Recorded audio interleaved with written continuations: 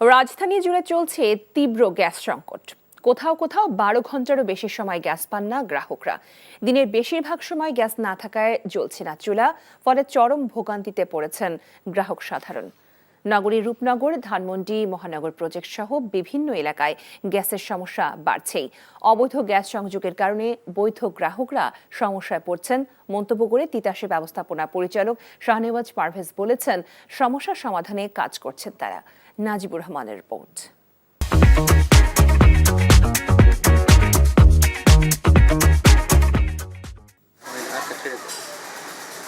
সকাল থেকে দুপুর গড়িয়ে বিকেল, তবুও চুলায় আগুন জ্বলছে না। রান্না কখন হবে আর কখন সন্তানের মুখে খাবার তুলে দিবেন এই গৃহিণী তাও জানেন না। কখন গ্যাস মিলবে তাও জানা নেই নিম্ন আয়ের এ পরিবারটির। সকাল 8টা থেকে রাত 10টা পর্যন্ত গ্যাস পান না মিরপুর, ধানমন্ডি সহ বেশ কিছু এলাকার মানুষ। আর এতেই ভোগান্তি বাড়ছে কয়েকশো পরিবারের। 6টা বাজে যায়, রাতের 10টা বাজে আসে। এই প্রবলেম হইতেছে আমাদের, খুবই প্রবলেম হইতেছে। বাচ্চাদেরকে রান্না করা যায় না, খাওয়ানো যায় না। আমরা তো বাইরে থেকে অর্ধেক খাবার কিনা খাইতে হয়, একবেলা পাকাইলে তো খাওয়া যায় না ভাই।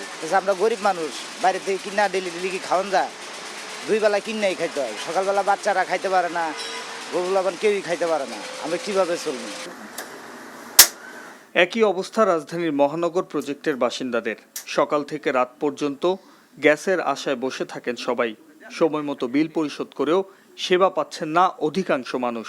এভাবে তো প্রায় অনেক বছরই হয়ে গেল। তা এখন এইগুলোর জন্য তো আমরা আসলে কার কাছে অভিযোগ করব আমরা সেটাও বুঝতে পারছি না, যার জন্য আমাদের অনেক সমস্যা হচ্ছে, তাই না? বিশেষ করে বয়স্ক মানুষ ঘরে আছে, তার খাবারের ব্যবস্থা টাইমলি কোনো কিছু করতে পারছি না। সিস্টেম লস আর অবৈধ গ্রাহকদের কারণে চাপ সৃষ্টি হচ্ছে বলে জানান তিতাসের ব্যবস্থাপনা পরিচালক। বলেন, এই সমস্যার সমাধানে কাজ করছেন তারা। পুরোপুরি অস্বীকার করব না যে আমার ব্যর্থতা নয়, এটা আমরা চেষ্টা করি যে ফাইন্ড আউট করতে কে এটার জন্য রেসপন্সিবল। অবৈধ ব্যবহার করছে, কেটে ফেলছি, আবারও লেগে যাচ্ছে। এরকম একটা সংঘবদ্ধ চক্র আছে। এটা শুধু আমরা অবৈধ উচ্ছেদ করলে হবে না, এলাকাবাসীর প্রশাসনের সহায়তা লাগবে, এলাকাবাসীকেও এগিয়ে আসতে হবে। অবৈধ গ্রাহকদের চিহ্নিত করার পাশাপাশি সরবরাহ বাড়ানোর কথাও জানান এ কর্মকর্তা। Najibur Rahman, NTV news, Dhaka.